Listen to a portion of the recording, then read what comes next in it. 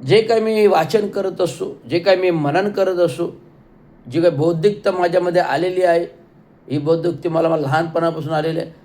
मला 1 वर्षाचं असल्यापासून तर चांगलं आठवतं. हे जी एवढी प्रगल्भता माझी बुद्धी आहे. 1 वर्षापासून तर मला आठवतं, कोणाला आठवीत असेल मला माहीत नाही. पण मला 1 वर्षाचं लहान होतं तिथे जे काही घडामोडी आहेत, ते मला बुद्धीमध्ये आठवतात. मला आजी सांगायची, "हे कोणी घडवलं?" माझी आजी सुंदराबाई सखाराम शिंदे. माझी आई सुंदराबाई सखाराम शिंदे. मी लहान असताना माझ्या भरपूर प्रेम होतं आणि मी आजारी असल्याने सतत ते मला मांडीवर घेऊन माझी मालिश कर, हे कर, कारण मी 5 वर्ष चाललो नव्हतो.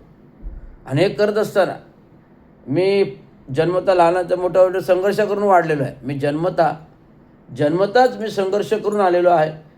कारण मी मृत्यूला तोंड देऊन आलेलो आहे. जन्मताच मी संघर्ष करून आलो आहे, कारण मी मृत्यूला तोंड देऊन आलो आहे. त्या मृत्यूतून मला माझ्या आजीने वाचवलं. ते सुंदराबाई सखाराम शिंदेने. म्हणून सुंदराबाई सखाराम शिंदे, माझ्या आजीचं माझ्यावर प्रेम होतं. आणि हे करत असताना लहानपणी वाढत असताना मला ज्या ज्या काही कथा सांगितल्या आजीने लहानपणाच्या, त्या अजून माझ्या लक्षात आहेत. हा रवी तर काही 5 वर्ष चालला नाही. तो जिवंत राहील का मरेल याची शाश्वती नव्हती. तरी देखील मी माझी हिंमत सोडली नाही. त्यांनी त्या रवीला मॉलिश करून करून मच्छीच्या तेलाने मॉलिश करून करून मच्छीच्या तेलाने मॉलिश करून करून मच्छीच्या तेलाने मॉलिश करून रवीला तयार केला. आणि तोच हा रवी तुमच्यासमोर आता प्रवचन देतोय, जो बौद्धिक ज्ञान देतोय, तो या पुस्तकरूपी ज्ञानातून जे बाबासाहेब आंबेडकरांनी घडविले पुस्तकं, त्यातून तुम्हाला हे ज्ञान देतोय. डॉक्टर बाबासाहेब आंबेडकरांनी एवढा खजाना दिला पुस्तकांचा. ज्या माणसाकडे 32 डिग्र्या आणि 9 भाषा असलेला माणूस, ज्या माणसाकडे 32 डिग्री आणि 9 भाषा असलेला माणूस, त्याचं बौद्धिक ज्ञान जेवढं घेऊ तेवढं कमीच आहेत. ते ह्या रवीने वाचन केलेलं आहे. बौद्ध आणि जंबा हे ग्रंथ रवींद्र शिंदेने वाचन केलेलं आहे. अनेक ग्रंथ विविध जाती धर्माचे रवींद्र शिंदेने वाचन केलेलं आहे आणि करतोय. माझ्या घरात स्वतंत्र लायब्ररी आहे पुस्तकांची. जी खोली मी माझ्या आईवडिलांच्या बाबांसाठी ठेवली होती.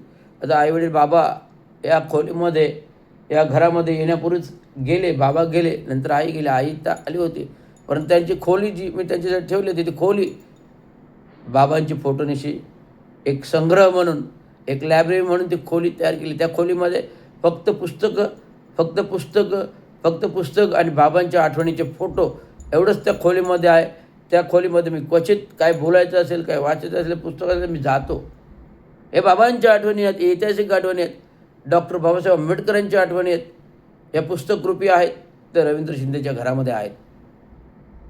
एक अभ्यासवृत्ती आहे, जी अभ्यास डॉक्टर बाबासाहेब आंबेडकरांनी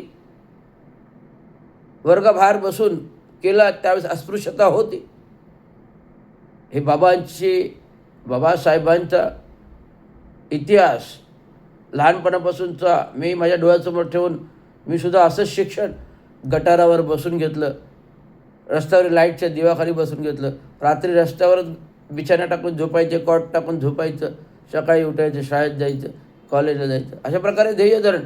आणि माझ्या आई वडील सकाळी उठून कधी कामाला जायचे काही कळायचं नाही. माझी आजी उठून चहा पाणी सगळं आम्हाला वरून शाळेमध्ये सोड, शाळेमधून आण, हे माझ्या आजी करायचे. त्यामुळे माझी आजी सुंदराबाई सखाराम शिंदे, तिचं महत्त्व मी माता जिजाऊशी जोडतो, माता इंदिरा गांधींशी जोडतो.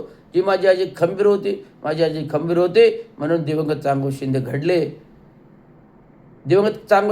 माझी आजी कोकणातून दुर्धर परिस्थिती असताना, गावात नाही घर, खलाटीत नाही शेत, गावात नाही घर, खलाटीत शेत, गरीब परिस्थिती होती. वडिलांचे वडील लहानपणी वारले. आता लहानग्या चांगूला कसं पाळायचं, कसं पोचायचं हा प्रश्न होता. माझी आजी माथेरानला जायची डोंगरावरती. खोपोली चौक, सारंग गावातून चौकवरून माथेरानला रोज चालायचं, जायचं, चढायचं डोंगर, यायचं खाली, चढायचं डोंगर, यायचं खाली, चढायचं डोंगर, यायचं खाली.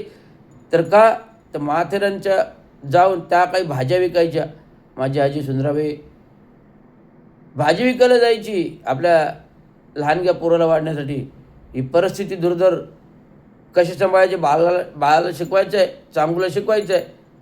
मग ती त्या काळी 1930च्या काळी चालत चालत चौकवरून, कोपोलीवरून, गावावरून ठाणे जिल्ह्यात झाली.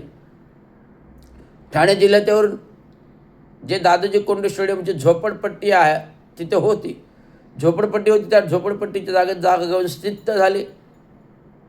4 मामांचं घर जे आता रस्त्यावर झोपड्याला होतं तसं राहायची परिस्थिती चालू केली. आणि चांगो शिंदेनं शाळेमध्ये टाकली. आता दुसरीमध्ये शिक्षण घेत असताना बाबांची वृत्ती काही शिक्षणात रमत नव्हती. कसेबसे दुसरी शिकल्यानंतर स्वतःला ग्रामपंचायतीमध्ये सफाई कामगार म्हणून, ग्रामपंचायतीमध्ये नगर परिषदेमध्ये सफाई कामगारामधून 12 वर्ष असताना, वडील 12 वर्षाचे होते त्यावेळी स्वतःला सफाई कामगार म्हणून नगर परिषदेमध्ये लावून घेतलं. फार प्रगल्भ बुद्धिमत्ता बाबांची लहानपणापासून होती. फार प्रगल्भ बुद्धिमत्ता बाबांची लहानपणापासून होती.